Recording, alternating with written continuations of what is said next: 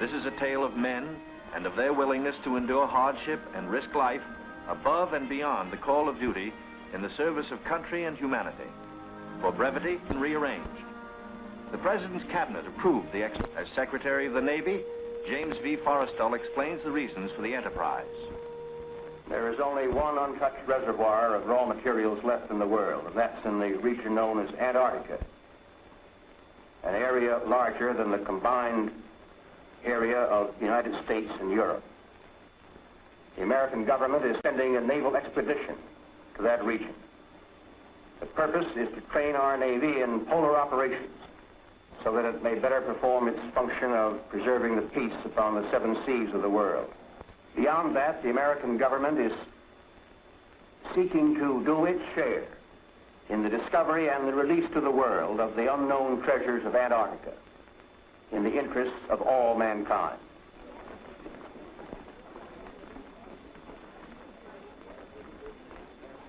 Sums up to this, gentlemen. The Secretary has approved our plans, confirming you, Admiral Byrd, as the officer in charge of the expedition, and you, Admiral Cruzen, as the task force commander. And we get what we need. That makes Operation High Jump the greatest polar expedition in history. Admiral, time is going to be our greatest handicap. By the time we get through this very difficult ice pack, the summer will have ended and the fall will have set in. Never before has anyone attempted to take a fleet of thin-skinned steel ships through 300 miles or more of crushing ice pack. I have great faith in your skill, courage, and determination. And now, gentlemen. Admiral Nimitz reviews the Otten's plan.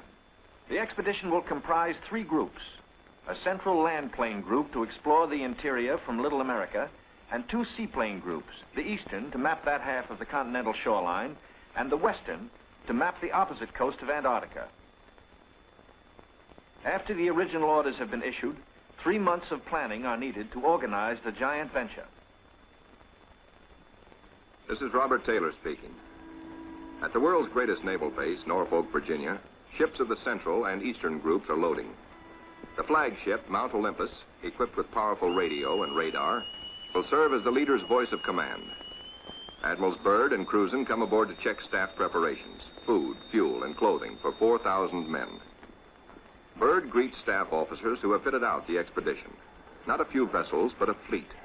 Officers and men, not hundreds, but thousands, and pilots by the score.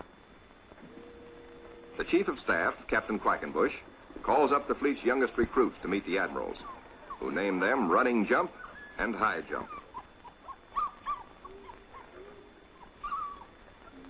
The pups are unimpressed by rank. Running Jump and High Jump are first arrivals from the Chinook kennels at Wanalancet, New Hampshire, where sailors are learning the art of navigating dog sleds. Everything happens to sailors. But soon they come to understand and to love the Huskies. They watch their dogs carefully to see that they have enough to drink and enough to eat, and always at the right time.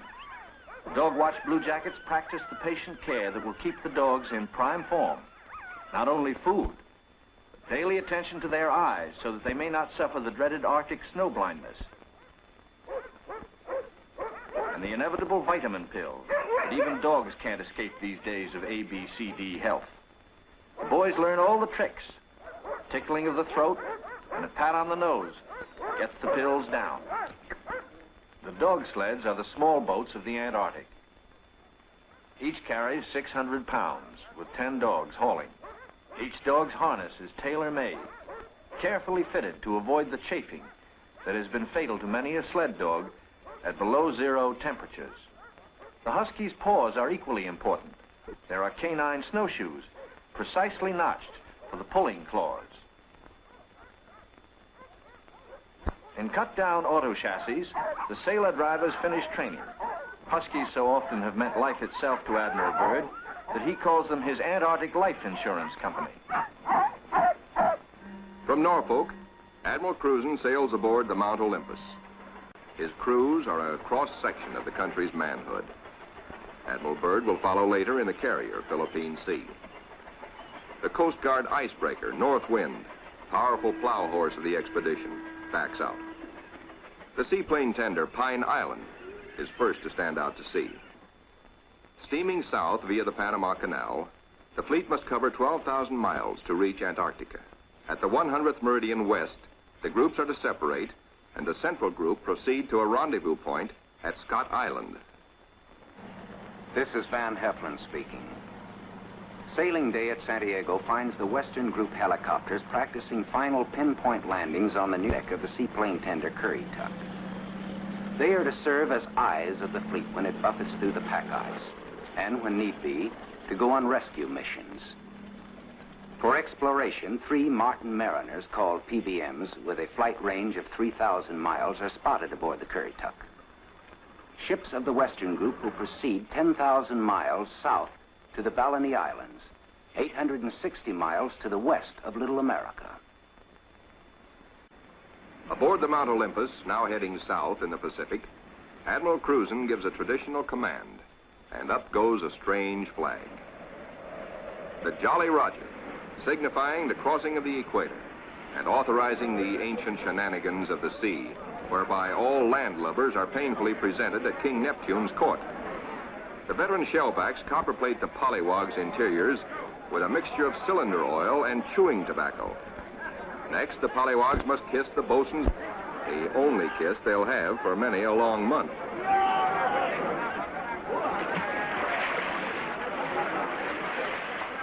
They wind up with a dunking and a final whacking to warm them up, officers and men alike. Wearing the whiskers of Neptunus caninus, Ricky, the veteran husky, presides as the pups become doggy shellbacks. The oncoming shadow of the Antarctic intensifies preparations. Bamboo is split for trail marker sticks. These, topped with flags, will form lifelines to guard the men against losing the trail in blinding blizzards. Small details, but vitally important in the wilderness of ice. The dogs are inoculated against infection. Now the serious business of the sea takes over. Danger menaces the fleet oiler, Cacapon. She must fuel the fleet now to lighten her cargo of 4 million gallons of oil. If storms strike her, plates may warp, rivets shear, and her back may be broken. And ahead are the dreaded roaring 40s. Deck parties run with hauling lines, bringing over the Cacapon's captain for a conference.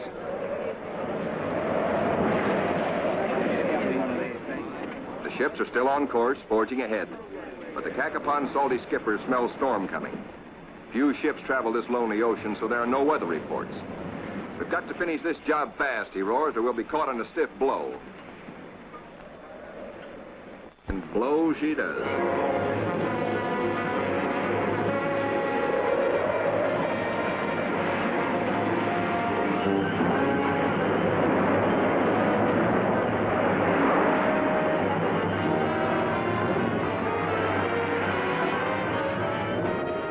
And clearing skies, but still the gale blows hard.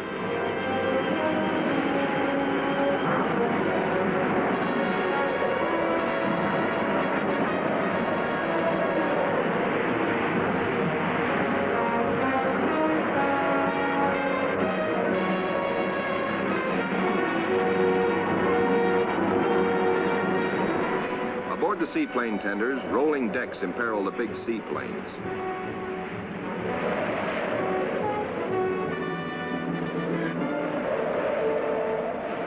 Deeper. A sudden lurch. The Navy cameraman taking these pictures is thrown, his leg broken. He swings his camera, catches the nose of one plane smashed in, swings aft, spots another plane overboard, sinking in the wake. Lost.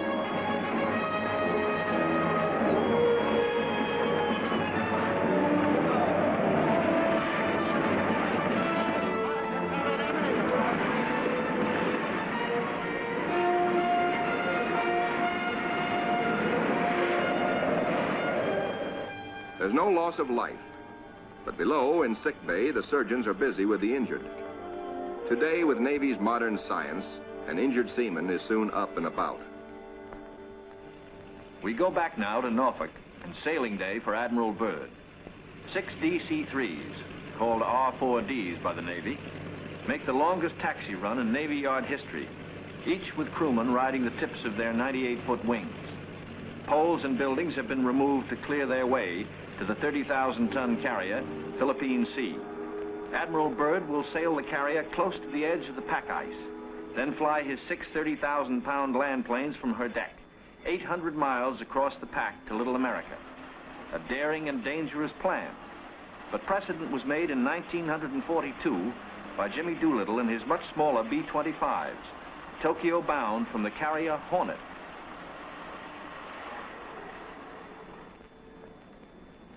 As the Philippine Sea sails on her 10,000-mile voyage, the advance group under Cruzen has voyaged far south. They sight their first icebergs just above the Antarctic Circle. Careful bearings are taken, for the hulls of these ships are no thicker than was the steel skin of the Titanic. The treacherous ice is the enemy now as then, but danger is the sailor's business. His delight is in preserving home traditions, the Christmas tree and Christmas dinner.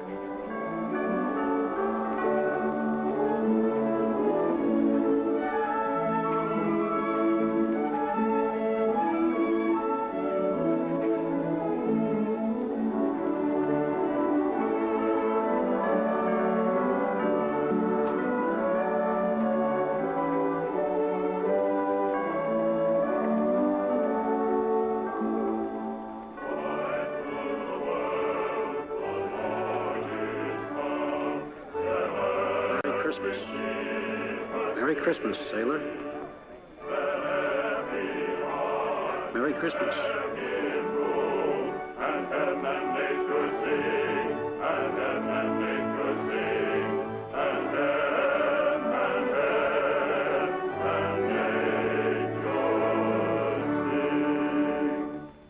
All the while, engines throb, taking the central group deeper into icebound seas.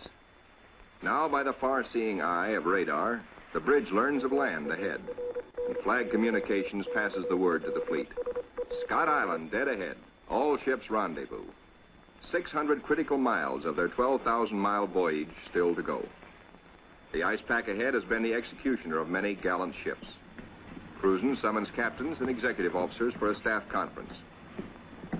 While the staff confers, a small landing boat sets off for Scott Island, named in honor of the heroic British explorer, Captain Robert Falcon Scott, who lost his life a generation ago trying to fight his way back from the South Pole.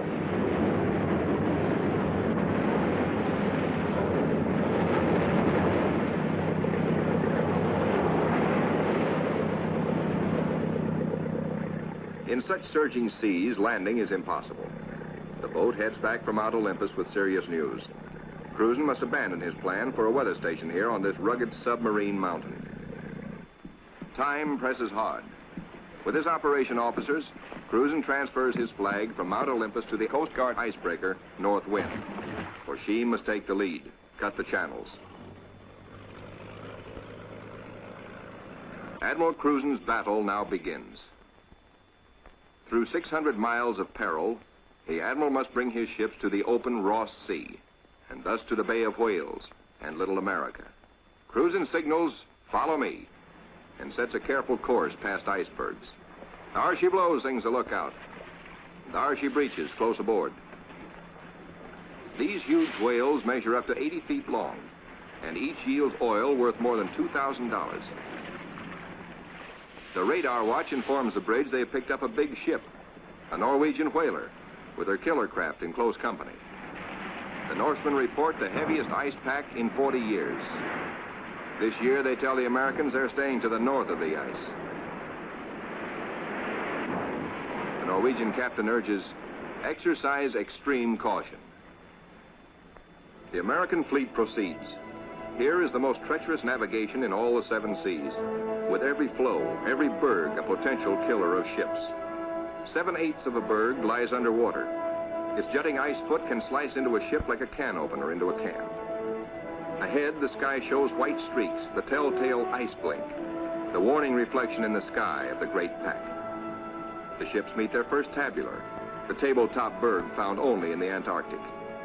These tabulars are huge chips from the great ice barrier. They measure as long as 40 miles and are counted not in acres, but in square miles. The ships must follow a twisting, turning sea alley, cleared by the icebreaker. The submarine, Senate, brings up the rear. U-formed ice, known from its shape as lily pad ice, offers no trouble. It is the bergy bits and the bergs themselves that form the hazard for the submarine.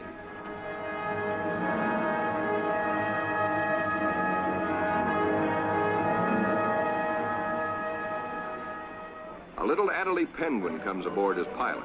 It rides the deck for 2 solid days. Navy cameramen find new subjects. A group of emperor penguins feeding in the lead.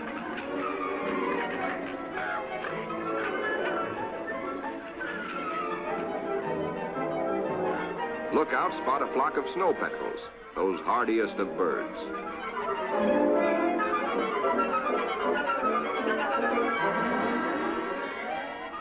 Admiral Cruzen orders reconnaissance by helicopter and himself boards the plane as observer. For the first time, the helicopter serves as the eyes of the fleet to scout out a way through the ice.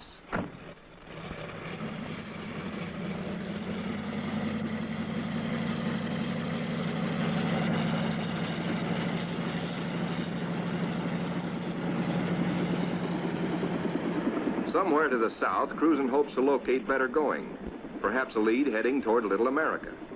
Beyond the brash ice, the isolated lakes. At last, he sees his lead. Reconnaissance by helicopter has paid off.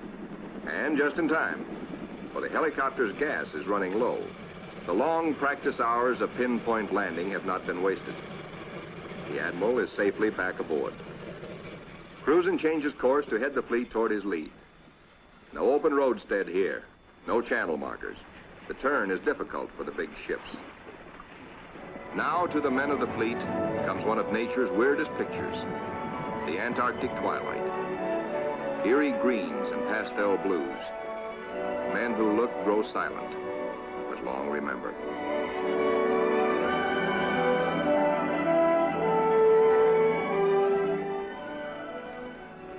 Nor will they forget the dawns and the seals.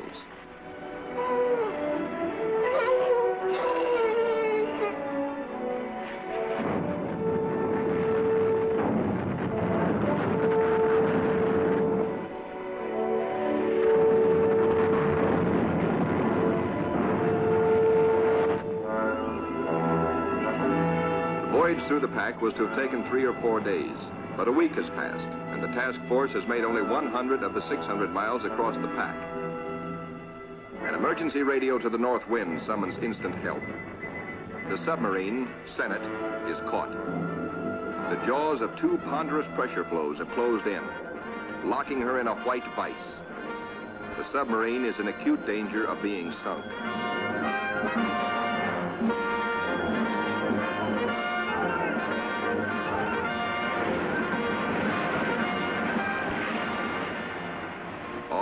Realize now that the Senate may never get through. Cruzen signals, resume course.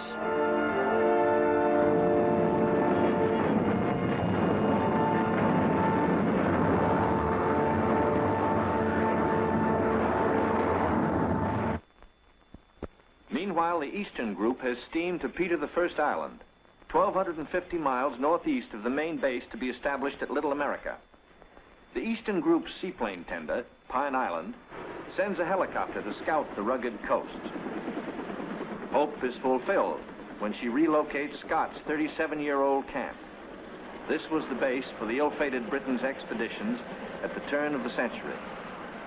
While the helicopter waits, the Americans look over the hut, finding only an abandoned sled. But back at the Pine Island, the helicopter meets trouble. Her rotors, heavy with ice, fail. She crashes only a few feet from the safety of the landing deck. Within seconds, the Pine Island's crash boat reaches the sinking helicopter. The rescue crewmen, drilled for just such an emergency, yank Captain Dufek and his pilot safely aboard. Back at the Central Group, danger increases for the submarine. Crushing ice is now riding up over her decks.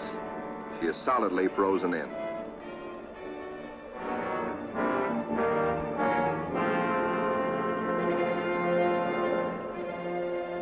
The Senate's situation is desperate.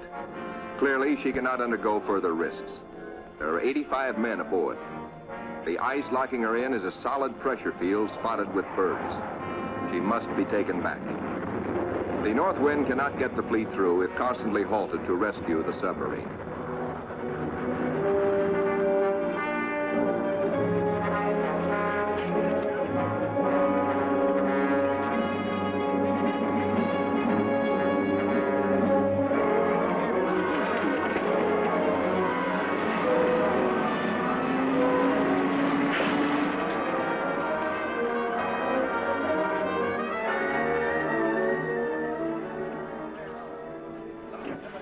The Coast Guard icebreaker, North Wind, with Admiral Cruzen in operational command, leaves the ships to await her return from the 400-mile round trip, towing the battered submarine, the Senate, north to the safety of the open sea.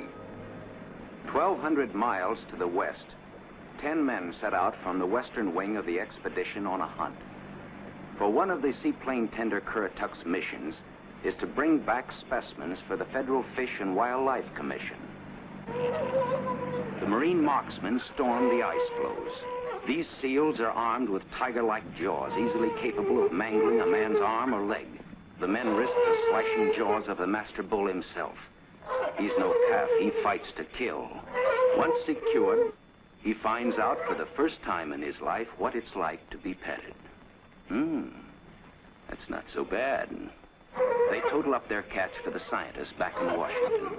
6 leopards and 1 rare Ross seal. The first Antarctic seal ever to fly through the air with the greatest of ease in a cargo net. 3 days later, disaster presses close to the ships of the Central Group, helpless without the icebreaker. Their 2,000 men are marooned in a frozen sea. Below the water lines, damage control crews labor in icy water to shore up the inward bulging plates. The lives of all hands are at stake.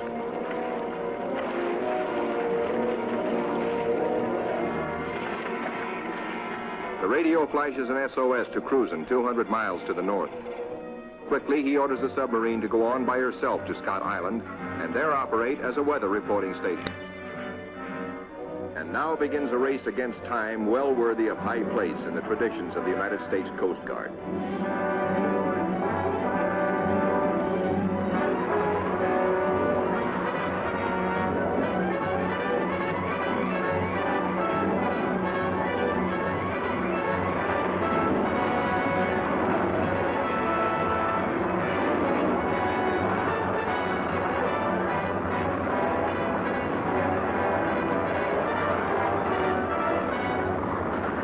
Cruzen receives black news from the flagship, Mount Olympus.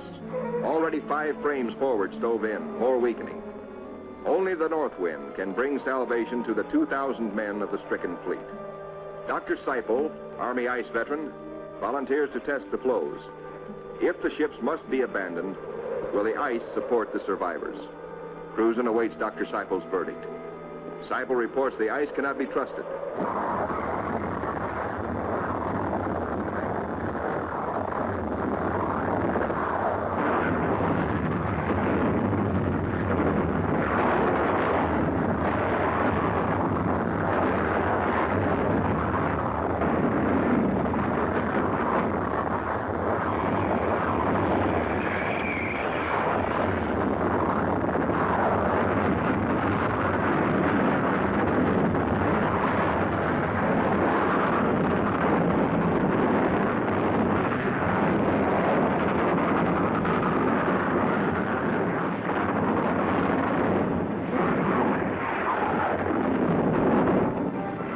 With only 2 miles to go, the icebreaker is hemmed in by ice 20 feet above water, 50 feet below, in an area as great as 100 acres. Hopelessly gripped by the ice, the cargo ship Merrick is now in grave peril.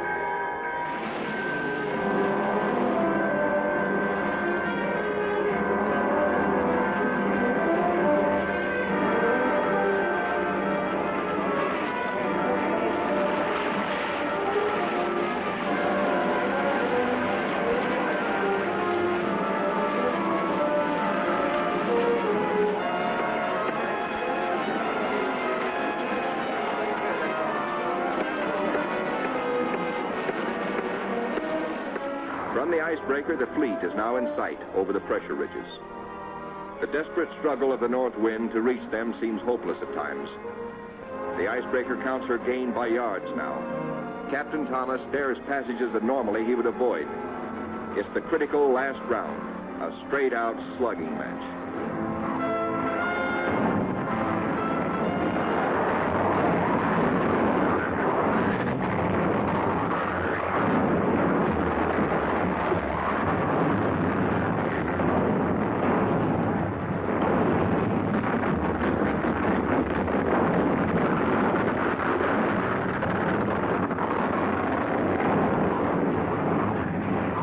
The north wind reaches the nearest ship, the Yancey.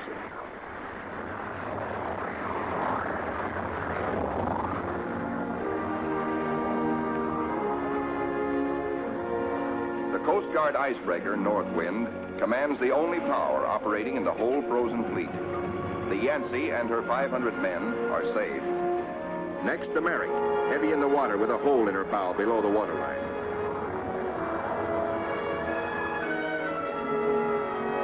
The wind reaches the flagship, Mount Olympus, cuts her free. The fleet has survived. 2,000 weary American sailors are safe. Beyond the great ice whirlpool that held them fast, they steamed through the southern edge of the pack, through to the open waters of the Ross Sea, and little America dead ahead. Word of the deliverance of Admiral Cruzen's men reaches Admiral Byrd aboard the carrier Philippine Sea as she passes through the Panama Canal, Pacific bound. Officers watch sharply. The glove-tight fit of the 750-foot hull requires that the ship be kept exactly ruler-edge true to the sides of the lock. The Philippine Sea navigates the canal in a day. As she heads south in the Pacific, Admiral Byrd devotes all his time to the flight ahead, perilous but of vital importance to naval aviation. Never before have such huge planes attempted carrier deck takeoffs. Never before have wheels and skis been combined in one landing gear. The wheels for deck takeoffs and the skis for landings on ice. The grave risk is that one may interfere with the other and bring disaster.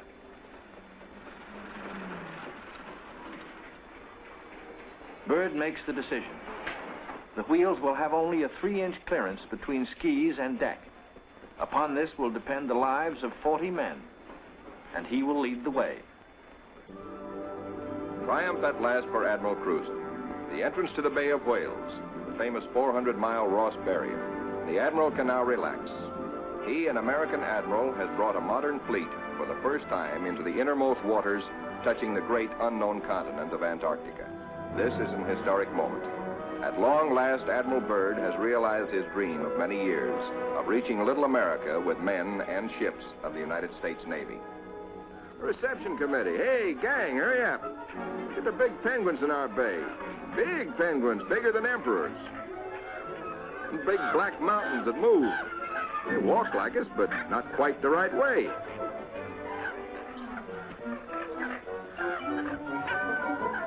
Come on, gang. We gotta go see what gives.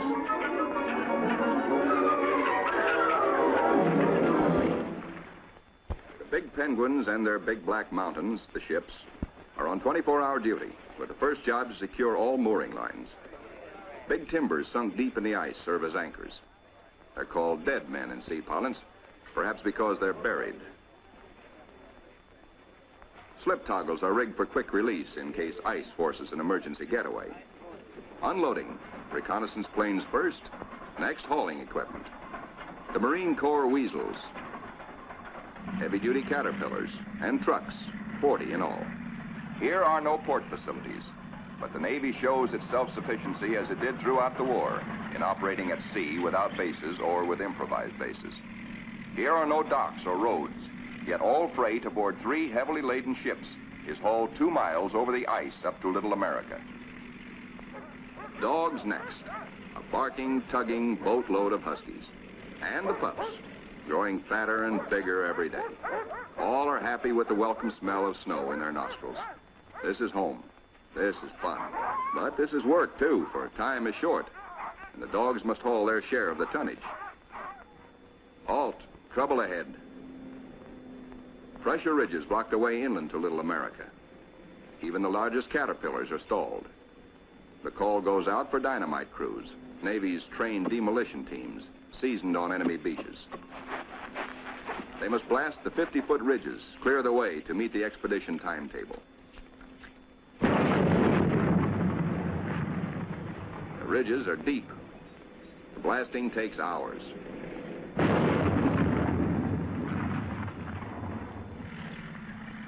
Seabees and their bulldozers follow, smooth out the road for the big cats. In 2 hours, they bridge crevasses 100 feet deep. And so 10,000 tons of gear, brought down by the cargo ships, start moving up to Little America. Work goes steadily forward.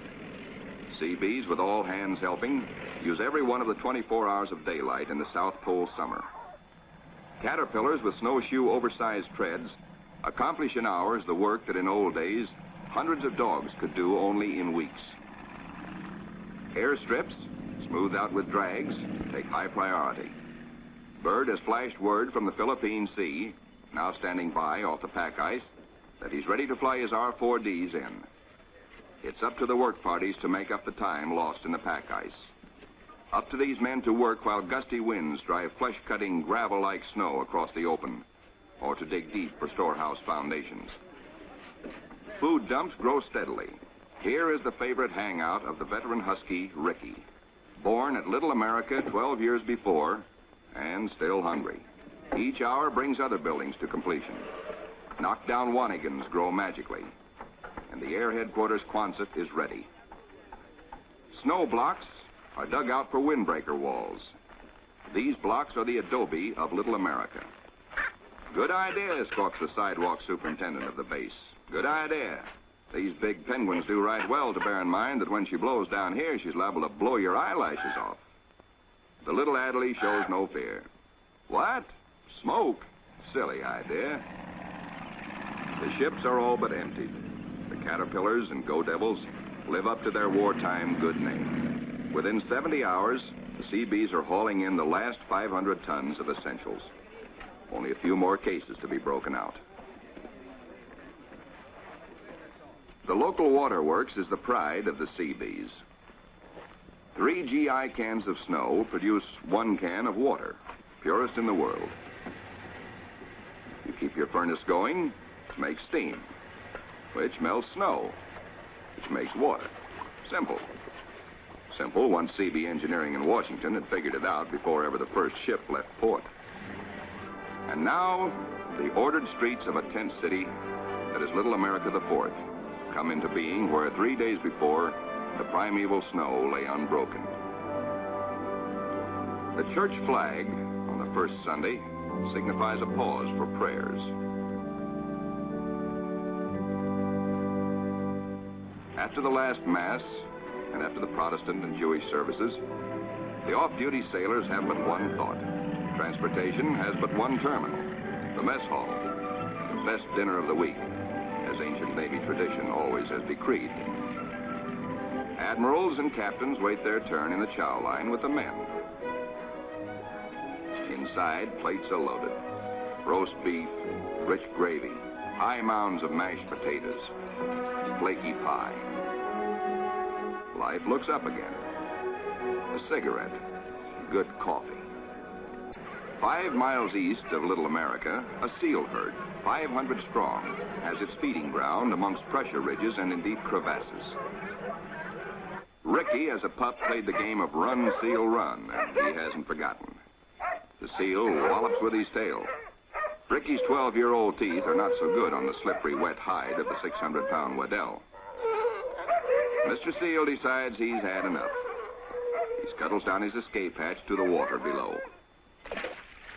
Chow time. The only seals killed are for dog meat, especially good because it insures against scurvy. The pups smell their dinner coming and let their handler plainly know they want it, right now. They're only a few months old and forever hungry. Yet soon they will be pulling more than their weight in the sledge traces. They like their meat red and will fight for it. The flagship flashes word by radio to the carrier Philippine Sea. Base ready, weather suitable. On the carrier, 6 planes, triple-checked, are ready for their moment of destiny. Admiral Byrd has given the pilots a final briefing. Everything depends on split-second timing.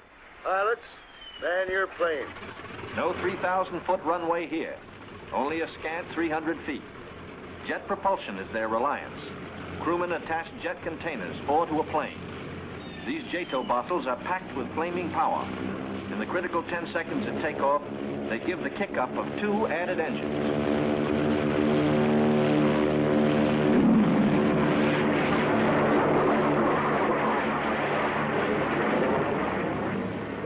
Byrd is airborne in exactly 100 feet.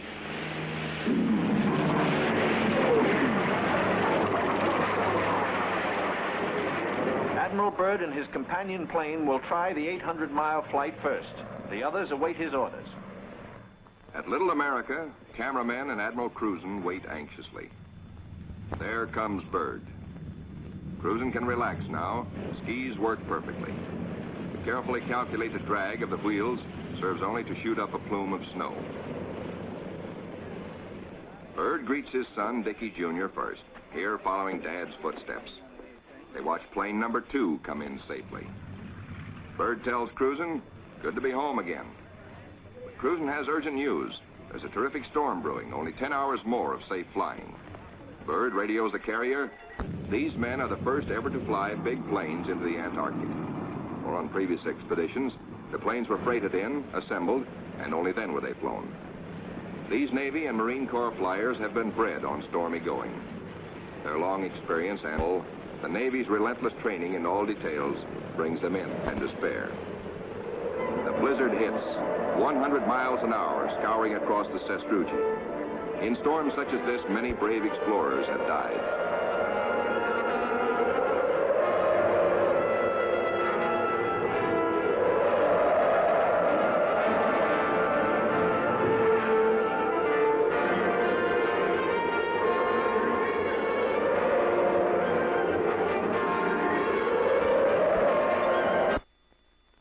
Navy airfields. Fuel for the heaters must be hand-dragged, hand-pumped, hand-fed, with the temperature far below freezing. The chow wagon, the never-failing CB tractor, gives the work parties a lift back to the mess tent for hot coffee, food, and warmth.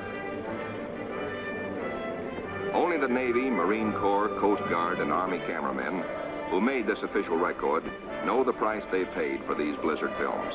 They covered the Pacific battles for posterity. This cold day, they froze their withers to make these first films of an Antarctic blizzard. Little America digs out. The planes still stand on the line uninjured. Icicles and snow to be cleared off, but no plane blown away. Lashings held.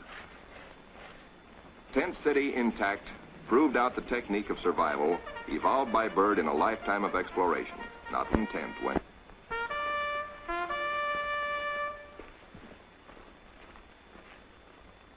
No matter how great the pressure of work, the flag must be raised with a ceremony which is its due.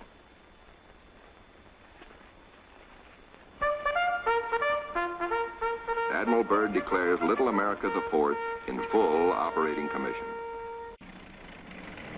The Admiral and the party ride Weasels 12 miles south to visit his earliest camp, for the radio towers.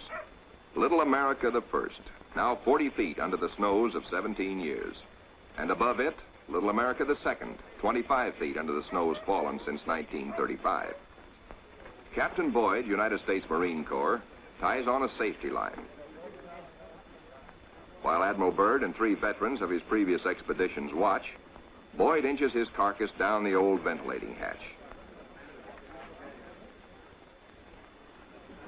It stood 20 feet in the air when it was put up 12 years before. He pokes a stick up as a marker for the main hatch. Now all hands, the Admiral included, will have a chance to go look-see. Below, the old-timers find a lantern that lights at once, and all manner of other gear. For here in Antarctica, there is no decay, no rust, no dust, not even germs. Fruits, vegetables, meats, all good after 17 years. Small wonder Byrd preaches that one day Antarctica may be the world's storehouse to keep the 7 years surplus for the 7 lean years. Byrd, bringing with him the old corn cob he'd forgotten in 1930, comes up last. He meets heavy going, but he makes it the hard way and seems to like it. Aboard the Mount Olympus, the Navy tries out one of the most important experiments assigned the expedition. Can men survive in freezing water? Men from Mars, members of a special underwater demolition team, wear the new cold water rubber survival suit. In contrast to these skylarking youngsters eating ice cream in the ice, men in ordinary clothing are paralyzed in 6 minutes and die very quickly thereafter. Yet these sailors, wearing only underwear beneath their survival suits, stay in half an hour and come up chipper and warm. On the sunny afterdeck of the Mount Olympus, the expedition's prize penguin catch, the big emperors, are living the life of penguin Rileys. They grow 4 feet tall, weigh up to 80 pounds, and are the only creatures who live throughout the year on Antarctica. Eons ago, they flew. In time, their wings evolved into swimming fins. Their deep feathers are the warmest known. Their feet, thick leather-like pads. On these, they lay their single egg and tuck it up within the body feathers for warmth, to hatch it. In captivity, they must have their vitamins. Keeping them alive for the return voyage is quite a problem, for their bloodstreams have no germ resistance. Their necks are ball-bearing. Strangely enough, the smaller captive penguins prefer their fish fillets. They won't eat live fish out of a pail. The rockhopper penguins are the clowns of the Antarctic. 20 inches high, cocky yellow eyebrows, sassy, and forever hungry. As the men find out, they'll eat their weight in fish every 3 days. The gathering of scientific data ranks high in expedition plans. Admiral Byrd says goodbye and good luck to an over-ice expedition which is to probe deep into the Rockefeller Mountains 300 miles southeast. 2 LVTs hauling supply sledges strike out into the white darkness, their mileage checked by bicycle wheel counters astern. In the mountain rocks, they will seek minerals and ancient petrified vegetation. Hourly, they will record important aerological data. But exploration by plane has priority 1. 1.5 million square miles are to be explored and mapped, and the oncoming winter soon will end flying weather. The wheels come off, for both takeoffs and landings on the ice must be made by skis alone, delicately balanced to feather in the wind, yet strong to stand the shattering shock of landings. Organized exploration on a scale hitherto undreamed of calls for precision timing. Each plane is serviced on exact schedule with 1,200 gallons of high-test gas and with preheated oil tested to function at 80 below. A pressure tank, especially designed for operations in deep cold, pumps the oil into the planes. Daily flights begin. Each plane has a definite sector to explore, a definite timetable, a definite radio report schedule. While the weather holds, flights operate around the clock. For emergencies, the LVTs cache provisions and fuel at the limit of their range. To aviators forced down, to rescue planes sent out to bring them in, these cairns may offer the one hope and may mean ultimate survival. 1,200 miles to the east, the Eastern Group vessels and planes are exploring the mysterious Phantom Coast. Aboard the destroyer Bronson, the commander of the Eastern Group, Captain George Dufek, makes an exploration voyage.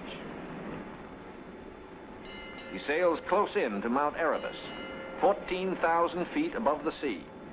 It is the only known active volcano near the South Pole. Captain Dufek, his mission accomplished, returns to rendezvous with the seaplane tender Pine Island. Personnel transfers to the destroyer must be made by breeches buoy because of rough seas. This officer would probably prefer a boat. The deep roll in the destroyer's outward flaring bow forced the handling crew to wait for the exact moment to haul inboard, lest the man be dashed against the ship's side and killed. It is Captain Dufek's turn next. The line is set higher. The seas run stronger. The ships roll dangerously apart. The line slacks, then snaps taut and breaks. A 50-foot plunge downward. Dufek disappears. Away, lifeboat! Men jump to stations. Lower away. Hurry, hurry. 8 minutes in this icy water means death. Speed is the only hope. The boat sheers clear. heads out fast to the rescue. Captain Dufek reappears. He has managed to inflate his life jacket.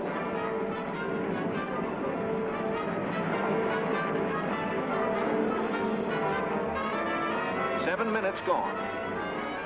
Dufek grabs the lifeline. The seaman clutches him. By a margin of seconds, he is saved. 1,500 miles west of Little America, the Currituck and her western group are off the Shackleton ice shelf, circling the Sunset Coast. The western group commander, Captain Bond, gives pilots and plane crews a last briefing on Antarctic dangers and the technique of survival if forced down.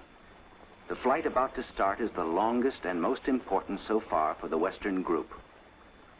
Before takeoff, survival gear is checked. Gear to keep 9 men alive for 100 days. Food, drugs, sleds, sleeping bags.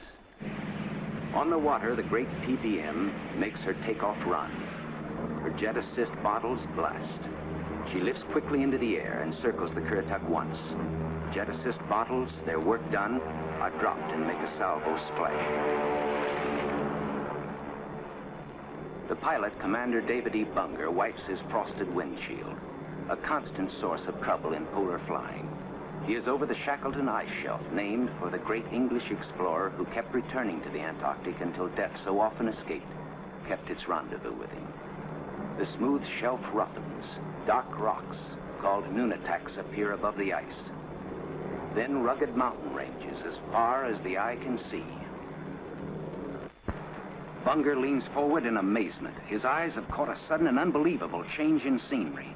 The universal white has turned to chocolate brown, dotted with blue. A cameraman goes into action. 300 square miles of land without snow. Land that might be in New Mexico or Arizona. Pictures alone will prove Bunger has discovered a warm oasis in the shadow of the pole.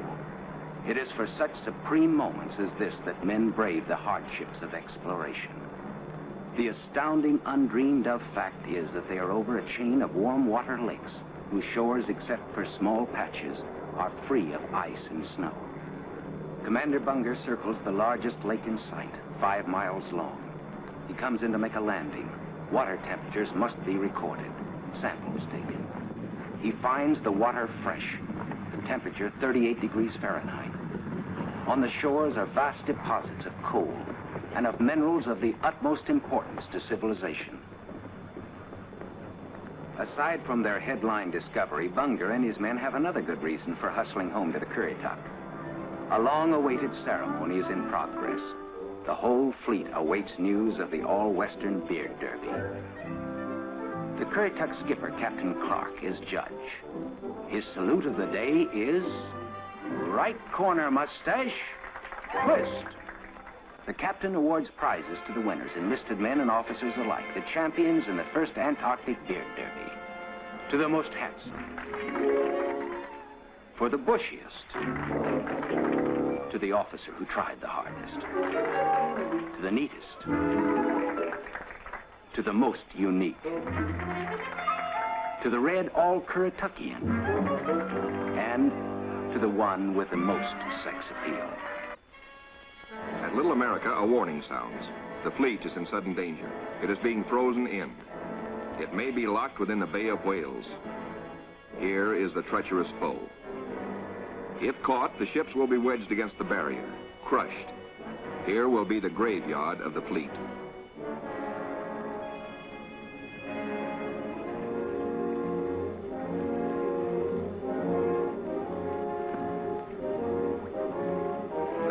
Icebreaker Northwind goes into action, ramming, backing, ramming again to break up the crushing floes. Landing craft work frantically to loosen the ice around the ships so propellers may turn without shearing off. One by one, the ships are cleared. Get underway. Byrd remains behind with 197 volunteers in grave problems. His most important exploration flights will now lack the powerful directional radio of the Mount Olympus. To get his men out, he must hope the icebreaker can crash her way back in time. Otherwise, he and his men will be frozen in for the 9 sunless months of the dark, treacherous Antarctic winter. Marooned, Admiral Byrd and his staff plan the big flight to the South Pole and far beyond. This is the culmination, the last mass flight. 4 planes spanning out over a continent of unknown territory larger than Texas, California, and Arizona combined. Over freezing wastes without people, without life, without vegetation. Nature's most formidable challenge to man. The 4 planes are gassed up. All controls triple-checked. Motors heated. For they face cold as extreme as 60 below. Unrelenting, murderous. Photographic units lead the parade of science to the planes. Each is a flying laboratory. The cameras are the Trimetragons and the K-17s that spied out enemy secrets during the war. Now each plane carries 250 pounds of film to record some of nature's last great mysteries. The war's secret radar magnetic detectors are here too, bolted on like bombs. In war, their electronic impulses spotted minefields buried deep under the surface. Now they will read far below the ice, detect and identify minerals, coal, iron, and precious ores. Byrd gets the words, "Ready, sir." He boards the leading plane, gives the command, "Take off." Crews hasten to rock the ships and thus free the skis frozen to the ice. Now all the work that has gone before, the planning, the task of preparing ships, of training men, the perilous voyage through the ice, now all of these investments of time and sometimes of suffering are come into focus. Takeoffs were non-stop flights over the desolate, danger-studded wastes of Antarctica. Flights of great distance, the equivalent of, back at home, winging non-stop from the Canadian border to the Gulf of Mexico. Aviation is all important in the Navy's Antarctic exploration, just as aviation is all important in a modern Navy that must be strong under and above the sea, as well as on it. Out over the shelf ice, Byrd leads his 4 planes in the long climb over pressure ridge areas, heading for the polar plateau, 10,000 feet up. Below are no landing fields, only deep crevasses, pressure ridges 100 feet high, instant destruction for a plane forced down. Byrd pioneered the first South Pole flight in 1929. He applies again the practice of constant vigilance, careful calculations that assured his earlier successes. Over this cruel country, Byrd flies today at 3 miles a minute. In earlier explorations, 3 miles in one day was frequently the utmost for Shackleton and Scott for Britain, Amundsen for Norway, and Byrd himself for America. The Beardmore Glacier, 200 miles long, 50 wide, 1,000 feet deep, who knows? Byrd checks position by the sun compass. The glacier signals the South Pole itself. Here, Byrd drops the flags of the United Nations, carefully boxed, a symbol of America's goodwill to all nations. Now beyond the pole, Byrd focuses his cameras and magnetic detectors on land new to him and to all mankind. In eastern group waters, the seaplane tender Pine Island swings out a plane, listed on the fleet's roster as Mariner George 1. Crew members look out. No shadow of coming disaster troubles their young faces. Captain Caldwell, observer. Lieutenant J.G. Frenchy LeBlanc, pilot in command. Lieutenant J.G. Bill Kearns, co-pilot. Ensign Lopez, navigator. And a crew of 5 take off to map the treacherous Phantom coast.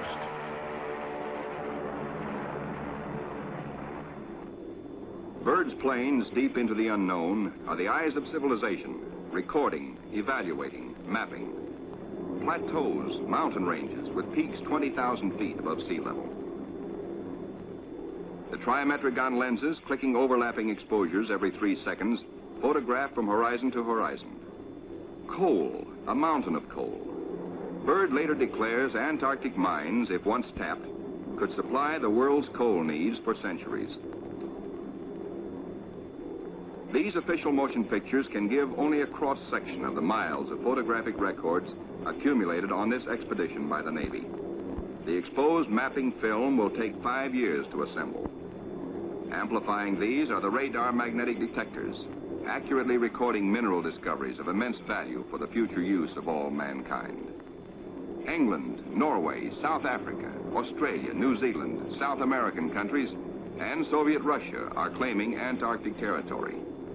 The United States recognizes no claim, and so far has made no formal claims for itself. But international policies cannot concern the Admiral now.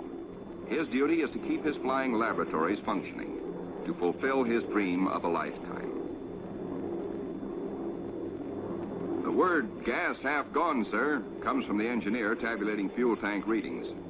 Byrd radios his pilots, return to base. By the third leg of their triangular course, the planes head back for Little America. Byrd's plane takes the widest swing fuel permits as the lenses of the Trimets continue recording new territory. This is the last big flight. Byrd is determined to record the maximum possible. One by one, the planes swing in over Tent City. Flight operations checks them in and safely down. Plane 2, plane 3, plane 4. But not plane 1. Byrd's plane is yet to be accounted for. Byrd is missing. Out over the ice, Byrd is in trouble. His starboard engine is cutting out, now stops. His one remaining engine is losing power.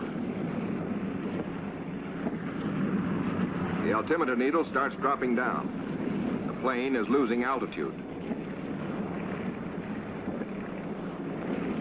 All 4D1 to base. All 4D1 to base. Position Q5. Engine out. Losing altitude. The base prepares for rescue operations.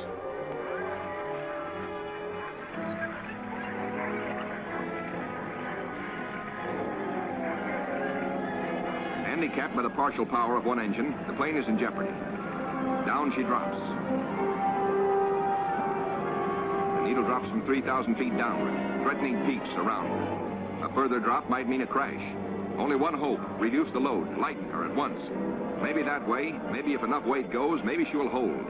Already the mountains are above. She is deep in the valley, deep in the shadow of disaster. The needle drops downward from 1,700 feet. Jettison all gear.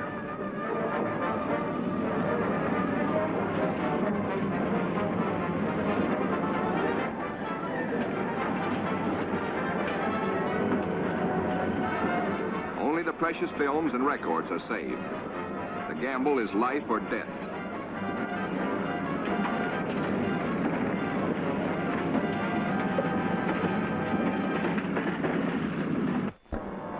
The altimeter levels off at around 900 feet. Slowly, she starts to climb. She is gaining altitude. The pilot signals 4-0. 3 hours later, at the base, the crippled plane comes into sight. Men peer closely, tense, hushed, as they see the starboard prop dead. A one-engine landing is tricky at best. With skis, on ice, hold your fingers crossed for the pilot.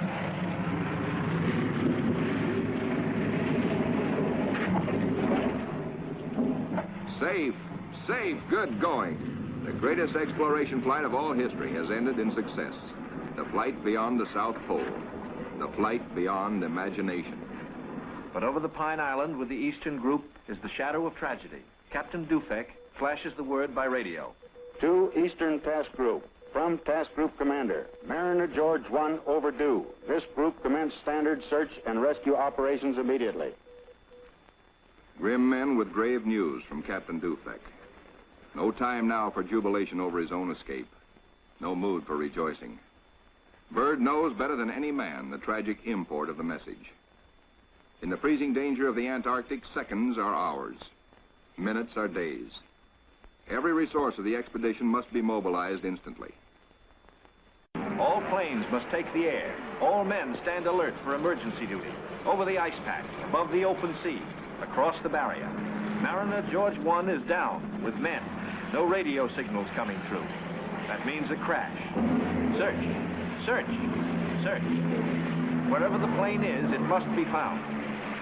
For maddening, anxious days, fog shrouds the area where the accident most likely took place. Men are frantic. Yet daily, at their own request, at their urging, in fact, the crew of the Pine Island gathers for prayer service. On the 13th day, the weather breaks clear. Dufek sends another PBM into the area heretofore shrouded in fog. At last, in clear visibility, the pilots and men scan water and pack ice along the Phantom Coast. Wherever they are, the 9 men of the George 1 have been lost almost 2 weeks. Hope is thin.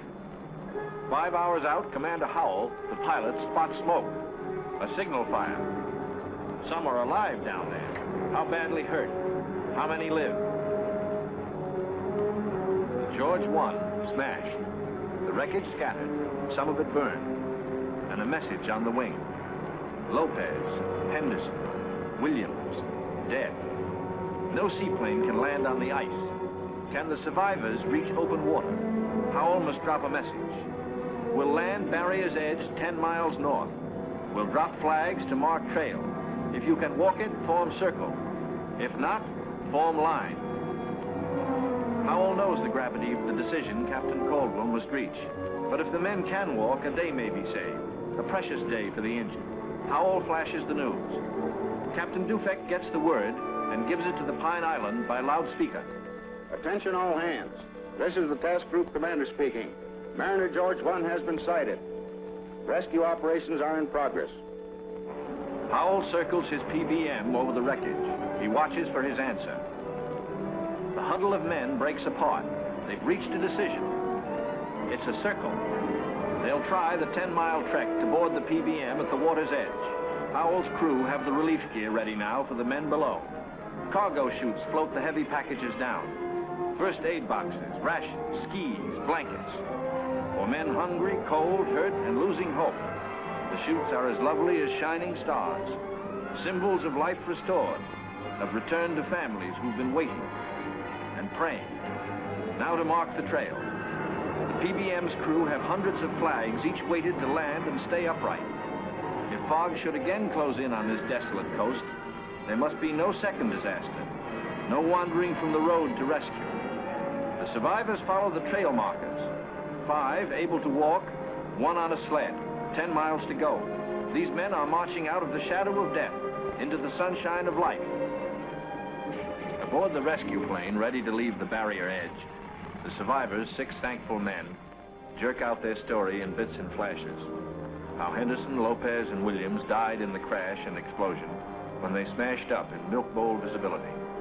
How they found scattered cans of food, a stove, and fuel to keep it going, and 1 tube of sulfur tablets, just enough to keep Frenchy LeBlanc, their gravely injured pilot, barely alive.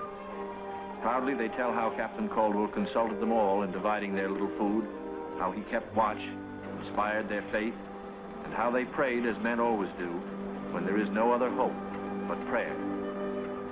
Bill Kearns, co-pilot, grins hello. First off is Frenchy LeBlanc. Corpsmen carry him tenderly in a Stoke stretcher. Moore and Robbins pulled him out of the blazing nose of the plane, but his back, hands, and face suffered third-degree burns, and in the Gethsemane of waiting for rescue, both legs were frozen to the knees.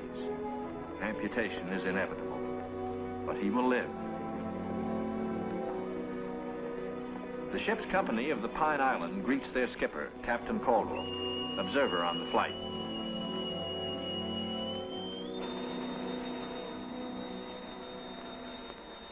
He says no ship ever looked so good to him as his own command, as again he sets foot on her decks. His executive officer greets him with sincere affection. Captain Dufek warmly welcomes the survivors. Co-pilot Kearns, his broken arm in a sling. McCarty, photographer. Ward, the radio operator. And smiling Shorty Robbins, the motorman. Ahead is warmth, a hot bath, clean sheets, and long hours of restoring sleep. And perhaps first, a moment to splice the main brace, by which good sailors mean a ration of medicinal spirits. Bourbon to you. Later in sick bay, all but Frenchy and Captain Caldwell enjoy their first full meal in 2 weeks. Kearns will go to Georgetown University to study for a career in diplomacy. McCarthy, who has a wife and 2 children in Sonoma, sunny California, beams happily. Robbins, who was the wheel horse in those desperate days, figures to keep on flying. He still loves it. And War knows that he will marry his schoolteacher sweetheart back in Reading, Pennsylvania. News of the rescue finds the icebreaker with Admiral Cruzen fighting her way through thickening ice to pick up Admiral Byrd and his men at Little America. Byrd is radioed for all speed. At the base, the Admiral supervises Operation Secure. All essential records and scientific instruments are to be taken home. The planes must remain. They are stripped down with the hope that another American expedition, in a future year, may find them of use. Supply dumps are marked by poles. And now through the capes comes the old reliable workhorse, the icebreaker. Final loading is the order. All roads lead to the bay, the last trip down. The last long trek through the snow for the big Go Devil sledges, loaded with men and equipment. The excitement that always comes with sailing infects all hands, including the dogs. They sniff something important is in the wind. With normal quarters for 75, the icebreaker must jam aboard the additional 197 men of the base body until, after the voyage north, she can transfer personnel to the big ships awaiting her at Scott Island. Byrd is among the last aboard. He can now report to Admiral Nimitz, Operation High Jump completed. Our men have achieved accomplishments unparalleled in the history of discovery. Our central group has flown far beyond the South Pole, mapped 1/3 million square miles never before seen by man. Our eastern group mapped 3,000 miles of coast and charted 40,000 square miles of coastal ocean areas hitherto unknown. Our western group, flying hundreds of air hours, mapped the 4,000-mile Sunset Coast, made the amazing discovery of warm land in Antarctica. In all, the expedition explored more than 1.5 million square miles. Our scientists, by use of the radar magnetic detector, have pinpointed fabulous treasures and resources of great significance for all mankind. The men who did the job, Navy, Army, Air Corps, Marine Corps, Coast Guard, and scientists, are going home. Tired men, the rear guard of Admiral Byrd's intrepid 4,000, veterans of the Antarctic, trained to combat the sub-zero enemy of the polar continent. They're going home to their mothers, sweethearts, wives, children, strong in the knowledge that they have met the Antarctic's heaviest battalions and conquered. This is to be their lifelong reward, this knowledge and the Navy's highest commendation. Well done.